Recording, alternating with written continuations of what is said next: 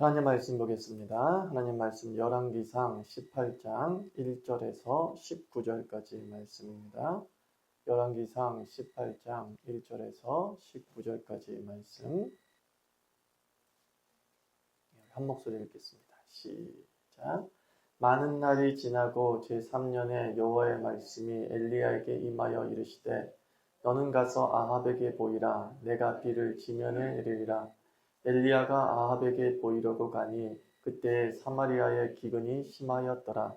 아합이 왕궁 맡은 자 오바댜를 불렀으니 이 오바댜는 여호와를 지극히 경외하는 자라. 이세벨이 여호와의 선지자를 멸할 때에 오바댜가 선지자 100명을 가지고 50명씩 굴에 숨기고 떡과 물을 먹였더라.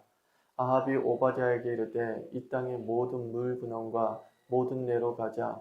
혹시 꼴을 얻으리라. 그리하면 말과 노새를 살리리니 짐승을 다 잃지 않게 되리라 하고 두 사람이 두루 다닐 땅을 나누어 아합은 홀로 이 길로 가고 오바댜는 홀로 저 길로 가니라.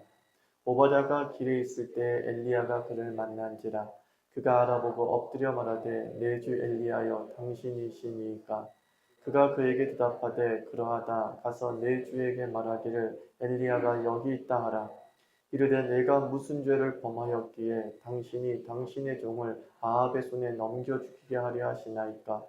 당신의 하나님 여호와께서 살아계심을 두고 맹세하노니 내 주께서 사람을 보내어 당신을 찾지 아니한 족속이나 나라가 없었는데 그들이 말하기를 엘리야가 없다 하면 그 나라와 그 족속으로 당신을 보지 못하였다는 맹세를 하게 하였거늘 이제 당신의 말씀이 가서 내 주에게 말하기를 엘리야가 여기 있다 하시나 내가 당신을 떠나간 후에 여호와의 영이 내가 알지 못하는 곳으로 당신을 이끌어 가시리니 내가 가서 아합에게 말하였다가 그가 당신을 찾지 못하면 내가 죽임을 당하리이다. 당신의 종은 어려서부터 여호와를 경외하는 자라. 이세벨이 여호와의 선지자들을 죽일 때에 내가 여호와의 선지자 중에 100명을 50명씩 굴에 숨기고 떡과 물로 먹인 일이 내 주에게 들리지 아니하였나이까. 이제 당신의 말씀이 가서 내 주에게 말하기를 엘리야가 여기 있다 하라 하시니 그리하면 그가 나를 죽이리이다. 엘리야가 이르되 내가 섬기는 만군의 여호와께서 내가 오늘 아합에게 보이리라. 오바댜가 가서 아합을 만나 그에게 말하매 아합이 엘리야를 만나러 가다가 엘리야를 볼 때에 아합이 그에게 이르되 이스라엘을 괴롭게 하는 자여 너냐? 그가 대답하되 내가 이스라엘을 괴롭게 한 것이 아니라 당신과 당신의 아버지 집이 괴롭게 하였으니 이는 여호와의 명령을 버렸고 당신이 바알들을 따랐음이라. 그런즉 사람을 보내 온 이스라엘과 이세벨의 상에서 먹는 바알의 선지자 450명과 아세라의 선지자 400명을 갈멜산으로 모아 내게로 나오게 하소서. 아멘.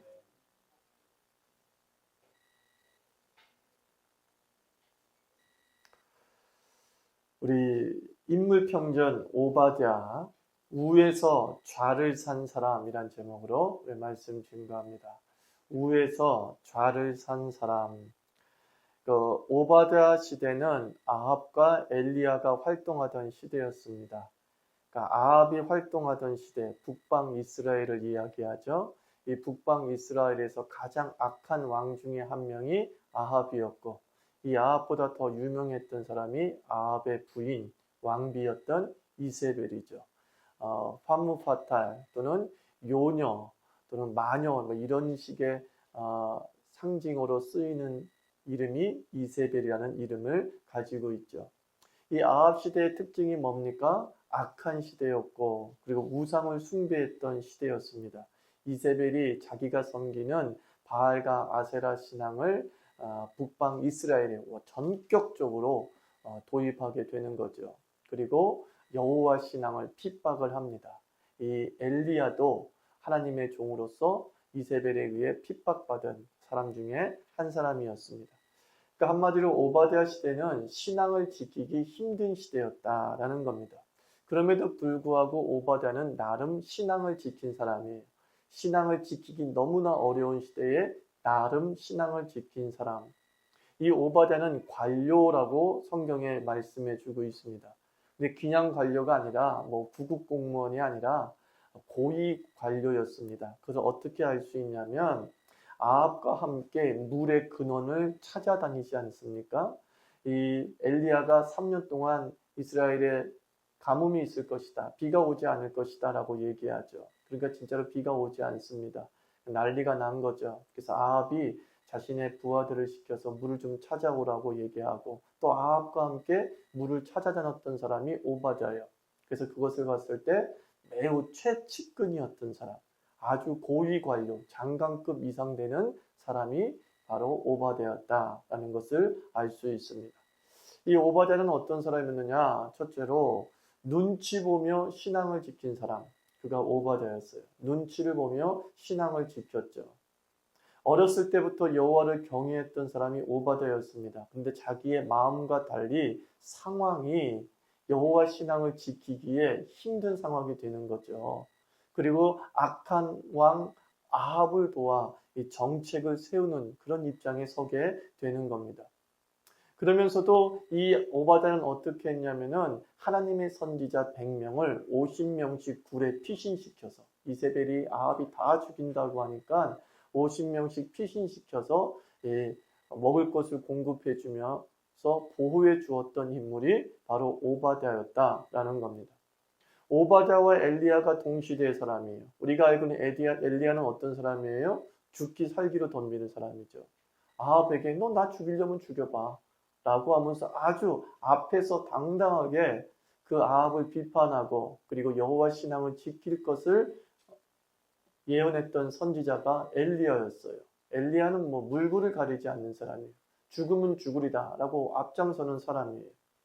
반면에 오바댜는 환경을 두려워했던 거죠. 그럼에도 불구하고 신앙을 버리지 못하는 거예요. 이 아합이라고 하는 악한 정권 하에서 정치를 하고 관료를 합니다. 그리고 이 세상이 악하다는 것을 알아요. 그러나 이 악하다는 이 세상을 향해서 함부로 당신은 나쁜 사람입니다. 제대로 된 정치를 해야 됩니다. 라고 말할 형편은 못 돼요. 그러나 마음 한구석에서는 이게 그리스도인의 삶은 아닌데 이렇게 살면 안 되는데 라는 마음을 갖고 있었던 존재죠. 누가 옳습니까? 엘리야적인 삶이 옳습니까? 오바댜적인 삶이 옳습니까? 여기서는 옳다라고 말하는 성질의 것이 아니죠. 사실 오바댜가 없었다고 한다면 엘리야도 없었죠.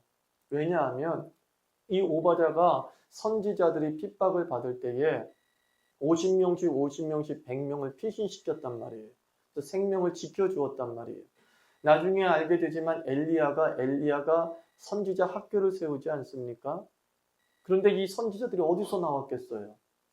바로 오바댜가 피신시켰던 사람들이죠.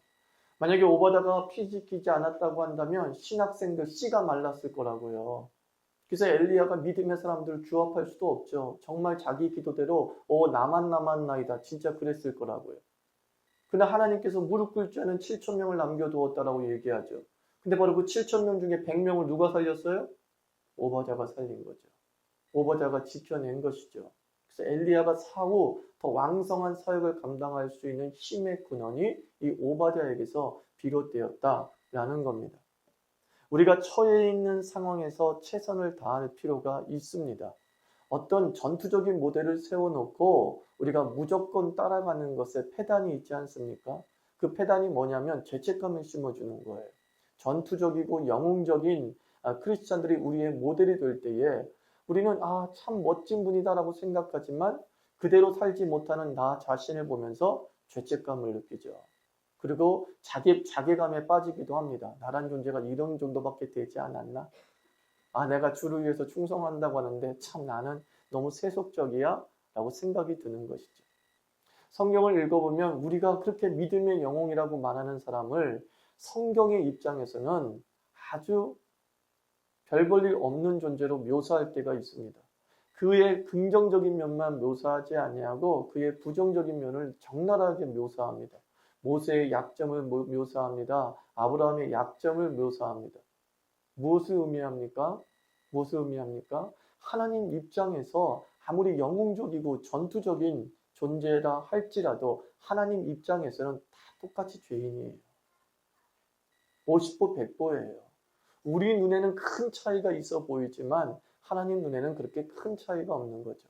오죽하면 엘리야조차도 야고보서 기자는 뭐라 그래요? 우리와 성정이 같은 자다 그랬다고. 우리가 인생의 여정이 같은 사람이에요. 화날 때 화내고 분도 참지 못하고 신경질 내고 짜증내었던 존재가 엘리야예요. 그러나 그는 매우 영웅적이고 전투적으로 묘사되는 것이 사실이다라는 겁니다. 우리가 교회에 미친 사람이 있는가 하면은 교회에 미치지 않은 사람도 있죠. 그래서 우리는 극단적으로 중립지대가 없는 거예요. 교회에 미치든지 교회에 미치지 않든지, 세상에 미치든지 교회에 미치든지, 이 중립존재가 지대가 존재하지 않죠. 그러니까 사람들이 어떻게 돼요? 위선자가 되는 거예요. 교회 안에 들어와서. 신앙에 미친 자만이 인정을 받고 신앙에 미친 자만이 참 크리스찬이라고 인정을 받는 풍토 속에서 사람들은 위선을 깔기 시작하는 거예요. 미치지도 않았으면서 미친 척하고 사는 거죠. 주 예수 그리스도께 열광적으로 자기를 헌신하지 않았음에도 불구하고 마치 헌신하는 척 자기가 가면을 쓰고 살아가는 거죠. 그러니까 우리가 죄인을 불렀는데 이 교회에서 그 죄인을 더 죄인되게 만드는 구조 속에 살아가는 겁니다. 오바다라고 하는 한 인물을 통해서 하나님께서는 자기가 처한 상황에서 믿음을 지킴을 인정하고 있는 거죠. 성경 어디에도 오바다를 잘못됐다라고 지적하지 않아요. 오바다는 비겁한 존재다라고 얘기하지 않아요. 저는 문맥을 잘 살펴보면은 그냥 오바다가 그냥 이렇게 하나님을 섬겼다라고 표현할 뿐인 거예요. 이렇게 자기가 처한 관료라는 상황 속에서 자기가 할 수 있는 최선을 다했다라는 겁니다. 분명한 건 오바댜가 여호와를 부인했습니까? 안 부인했습니까? 부인하진 않았어요. 부인하진 않았어요. 아직 그에겐 그런 상황이 주어지지 않았어요. 그래서 그는 그냥 예수를 부인하라는 상황이 안 주어지는 동안에는 그럼 예수를 자기가 처한 상황 속에서 믿고 나아갔다라고 생각하면 됩니다. 술자리에 가는 사람이 있고 술자리에 안 가는 사람도 있습니다. 누가 더 옳은 것이냐 말할 수 없어요. 술자리에 안 가서 점점 세상과 고립되는 사람이 있어요. 그래서 그 사람은 전도도 못하고 있는 거예요. 친구가 없다 보니까. 그러면 그 사람은 어떤 사람이에요? 세상의 빛과 소금 역할을 감당하는 것처럼 보이지만 자기만의 세계에 빠져 있는 거죠. 술자리에 가는 사람이 있어요. 근데 그 사람은 술은 안 마셔요. 그냥 술자리를 가야 될 상황이기 때문에 술자리에 가는 거예요. 그러면서 콜라 달라가지고 지하자 하면서 어울려요. 누가 옳은 것인가? 이거는 그 사람의 상황에 따라 다를 수 있다는 겁니다. 근데 우리는 어때요? 예수를 믿고 나면 완전히 그런 삶과 끊어야 된다고 생각을 하는 것이죠. 그런 삶과 끊어야 된다고 생각하면 여러분 장사도 하지 말아야 되는 거예요. 장사하면서 우리 거짓말 하잖아요. 밑주고 판다고 거짓말하고 있잖아요. 얼마나 우리 거짓말을 많이 합니까? 장사도 하지 말아야 돼요. 중요한 건 우리가 예수 신앙을 내가 처한 상황에서 어떻게 지켜나갈 것이고 그리고 예수 그리스도의 영광을 어떻게 내가 처한 상황에서 잘 드러낼 것인가를 겸손하게 사는 거죠. 저는 이 오바댜가 자랑하진 않잖아요. 내가 이렇게 잘 믿는다고 내가 이렇게 열심히 믿는다고 자랑은 못하잖아요. 차라리 자랑하지 못할 상황이 그에겐 복인 거예요. 우리가 신앙이 굉장히 전투적이고 영웅적이 됐을 때 나도 모르게 은근 자랑한다고요. 내가 이렇게 예수 믿었다는 거예요. 내가 이렇게 예수를 따른다는 거예요. 나도 모르게 자기의 신앙을 자랑해요. 그러나 이렇게 술자리 가서 비겁하게 고개 푹 숙이면서 남들 술 마실 때 콜라 한 잔 찡 하면서 지하자 한 사람은요 교회 안에서 자랑을 못해요. 그의 환경이 그를 겸손하게 만드는 거죠. 사실. 그의 여건이 도리어 하나님 앞에 보잘것없는 자로 무릎 꿇게 만들어서 하나님께 합당한 존재가 될 수 있는 거죠. 사랑하는 성도 여러분, 우리가 자랑할 수 있는 신앙이 뭐가 있겠어요? 우리가 아무리 전투적으로 섬겼다 한들 예수 십자가만큼 전투적입니까? 그죠? 우리가 아무리 영웅적으로 살았다 한들 예수 십자가의 골고다 길만 하겠습니까? 우리 신앙 별거 아니에요. 별거 아닌 신앙 본받지 말라는 뜻이 아니라 우리가 남의 신앙 폄하하지 말자는 거예요. 남의 신앙 욕하지 말자는 거예요. 그가 처한 상황에서 얼마나 그가 고군분투하고 있을까 걱정하는 거죠. 직장 안 다니는 사람은 직장 다니는 사람이 그 신앙생활을 비난하면 안 돼요. 제가 매 신회를 섬기고 있지 않습니까? 그 사람들 보면 힘들어요. 위에서 치이고 아래에서 치이면서 잘리지 않기 위해서 일요일날 직장 나오라고 하면 나가야 돼요. 왜? 잘리니까. 그러면은 내 아이를 먹여 살릴 수 없으니까. 이해가 되는 거예요. 그러면서도 그 한 구석에서 항상 그래요. 예수님을 사랑한대요. 그리고 한 구석에 항상 죄책감이에요. 아, 내가 이렇게 섬기면 안 되는데 목사님 어쩐지 모르겠어요. 주일 성수를 제가 못하는데 어쩔지 모르겠어요. 그러니까 우리 주일 성수 하게 해달라고 우리 신유의끼리 모여서 항상 기도합시다. 직장이 더 이상 우리를 주일날 불러내지 못하도록 우리 기도합시다. 그러나 기도하는 중에 불러내면 가세요. 그냥 그랬어요. 기도하는 중에 불러내면 가세요. 아직 응답이 안 된 거니까. 기도로 싸워나갑시다. 그리고 거기서 적응하시고 살아남으십시오. 그래서 당신이 부장이 되고 이사가 되십시오. 그리고 부장이 되고 이사가 돼서 결정권을 가질 때 밑에 부하 직원 주일날 불러내지 마십시오. 그러면서 바꿔나가면 되지 않겠습니까? 그랬어요. 두 번째로 오바댜는 어떤 사람이냐면 살려고 애쓴 사람이에요. 살려고 애쓴 사람. 그죠? 엘리야가 오바댜에게 나타났습니다. 그리고 내가 이제 아합에게 나갈 것이다. 네가 왕에게 가서 말하라. 라고 말합니다. 그러니까 오바댜가 벌벌 떱니다. 아, 왜 이러십니까? 당신을 찾을 때 내가 얘기하기를 당신은 어디 있는지 내가 알지 못한다. 라고 말했습니다. 근데 갑자기 내가 엘리야를 봤습니다라고 말한다고 한다면 어떻게 되겠어요? 이 자식 봐라. 너 숨겨놓고 거짓말한 거구나. 하면서 날 죽이지 않겠습니까? 난 당신 살리려고 없다라고 말했는데 이제 와서 당신이 있다라고 말한다면 내 꼴이 뭐가 됩니까? 난 죽어요. 두려웠어요. 오바댜가 사실은. 참 두려웠어요. 비굴해 보이죠. 그렇지만 앞서 말한 대로 함부로 욕할 수 없다고 말씀드렸죠. 여러분 일제 식민지 시절에 적극적 친일과 수동적 친일이 있어요. 적극적 친일은 뭐냐면 진짜 앞장서서 나라를 팔아먹은 놈들이죠. 앞장서서 백성들의 고요를 빼먹은 것이죠. 그래서 일제시대 때 그 일본 놈들보다 더 무서운 게 조선 순사였다고 그러잖아요. 이 조선 순사들이 더 악랄하게 독립군을 고문하고 핍박했다고 하지 않습니까? 적극적 친일이 있어요. 근데 어쩔 수 없는 수동적 친일이 있는데 그게 뭐였냐면 부역 같은 거였어요. 부역. 일반 백성들이 이렇게 일하는데 갑자기 군인들이 와가지고 철도 놓는 일에 끌고 가는 거예요. 안 끌고 가면 어떻게 해요? 죽이든지 패는 거예요. 그러니까 어떻게 해요? 끌려갔으니 그냥 철도 놓는 거예요. 철도 놓는 거예요.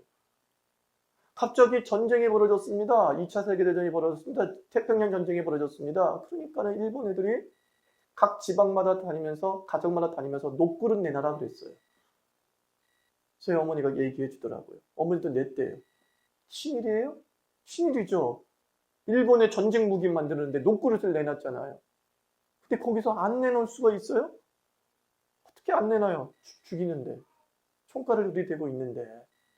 그러니까 울며 겨자 먹기로 내놓는 거죠. 한국 전쟁 당시에 말이죠. 공산당이 쫙 밀려왔습니다. 그래서 미처 도망가지 못한 사람은 공산당 치하에 있었어요. 그 공산당들이 어떻게 했어요?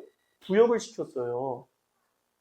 그러니까 그 부역을 하는 거지. 일하고 어떤 글 잘 쓰는 사람은 사무장으로 일하게 되고 그러다 다시 또 쫙 밀려가지고 공산당이 몰려나가고 우리 한국군이 들어왔어요. 국군이 들어왔어요. 그때 국군이 뭐 했는지 아세요? 우리도 부끄러운 역사를 가지고 있어요. 민간인 학살을 했는데 그 이유가 뭐냐? 너 공산당에 협조했다는 거예요. 적극적으로 앞장선 사람이 아니에요. 못 도망가가지고 남아 있었어요. 그래가지고 벽돌라 그래서 벽돌 나르고 참호파라 그래서 참호 팠어요. 근데 그게 공산당이 협조해서 죽여버렸어요. 아주 비극적인 역사를 우리 대한민국이 갖고 있어요. 일제 때도 그렇고 6.25 때도 그렇고 그런단 말입니다. 어떻게 해야 되는 겁니까, 여러분? 그걸 구별해야 돼요, 여러분. 우리가 어떤 신앙을 정죄하기에 앞서서 그 사람이 그 행동을 할 수밖에 없는 그 이면을 집중해서 추적해 볼 필요가 있는 거예요. 아, 그랬겠다 싶은 거죠. 그랬겠다 싶은 거죠. 아, 나라도 저 상황에는 저렇게 될 거다 라고 생각하니까 이해가 되는 거죠. 저는 여러분들 이 세상에서 살려고 애를 썼으면 좋겠습니다. 살려고 애를 쓰세요. 그럼 바울이 예수를 위해서 죽으면 죽겠다, 살면 살겠다 한 사람이에요. 그럼 우리가 사도행전을 묵상해 보지만 사도 바울이 핍박당할 때 맞서 싸웠습니까? 아니요. 도망갔어요, 일단. 살려고 도망갔어요. 그러다가 때가 돼서 더 이상 피할 수 없다 판단되어질 때, 이거는 맞서야 된다고 판단되어졌을 때 맞서죠. 그래서 로마에 압송되어지고, 그리고 그곳에서 순교를 맞이하게 되는 것입니다. 우리가 개죽음 당할 필요는 없는 거예요. 가치 있게 살다가, 우리의 생명을 소중히 여기면서 살다가 하나님의 결정적일 때에 우리의 생명을 죽게 드려도 늦지 않다는 것이죠. 그러나 이런 것들, 앞서 말한 대로 너 주일날 직장인들에게 일 나와. 그런데 목사가 주일 성수해야 돼. 그거 직장 버려. 그런단 말이에요. 저는 그런 목사가 되고 싶지 않다는 거예요. 그 직장 다니지 마. 기도해. 그러면 주님이 좋은 직장 주실 거야. 제가 청년 사역을 그렇게 하는 메시지를 12년을 듣고 사는 사람이에요. 그러면은 100% 확률인 줄 아세요? 확률이 너무 낮더라고요. 100에 두세 명의 간접밖에 안 나와요. 마음이 아파요. 나머지 98명은 뭐 어떻게 된 거예요? 그래서 다 때려치고 선교 갔는데, 다 때려치고 그 6일 선교 때문에 직장을 때려치고 갔는데 6일 선교 후에 돌아오니까 직장이 안 생기는 거예요. 2명은 생겨. 98명은 안 생기는 거예요. 미안한 거예요. 교회는 너무 행복했어. 왜? 선교 대원 많아지니까. 교회는 너무 즐거운 거야, 교회적으로는. 이건 아니지. 어떻게 성도의 생활을 빼앗아서 그 길지도 않는, 장기도 아닌 5일짜리 선교, 6일짜리 선교를 가라고, 직장을 그만두라고 얘기하나. 그리고 그것이 신앙의 고백이라고 얘기하나. 그럴 수 없지. 그래서 제가 맡은 부서에서는 절대 그 얘기하지 않았어요. 직장 그만두고 갈 생각하지 마. 하나님이 휴가 주기를 기도해. 휴가 주면 가. 근데 휴가를 안 준다. 안 가도 돼. 우리 진에서 제일 조금 선교 가도 괜찮아. 그랬어요. 이 마음은 지금도 변치 않습니다. 오바댜가 그것을 보여주는 거니까. 이게 대부분의 우리의 삶의 모습이다라는 것을 우리가 인정해야 되는 거죠.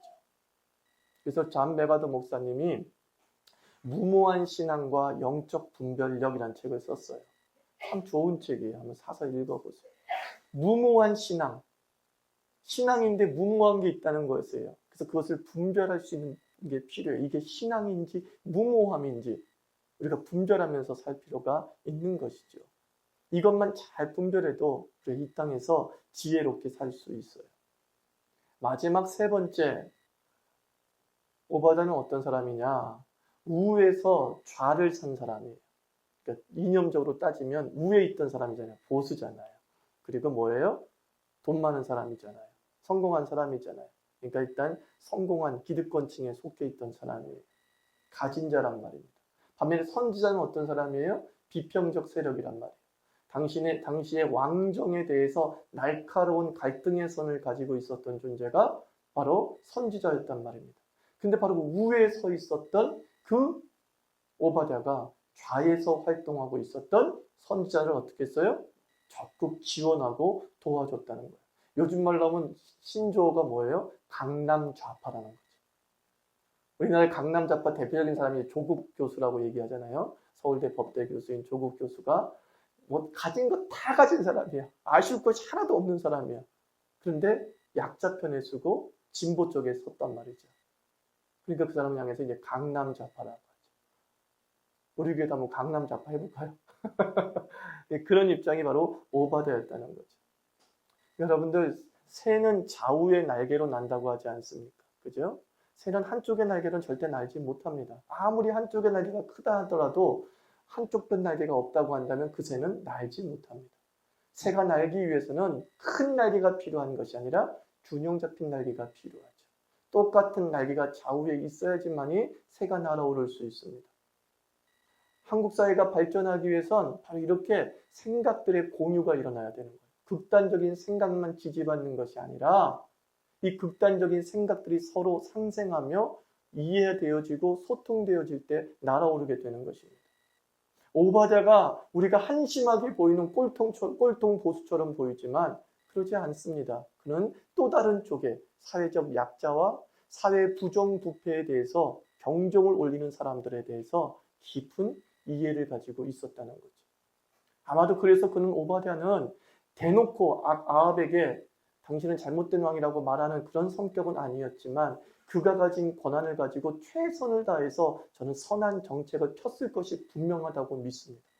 그가 가지고 있는 권한을 가지고 최선의 정책, 이스라엘에게 필요한 정책, 여호와에게 유리한 정책을 세워나갔을 것이 분명한 것이죠.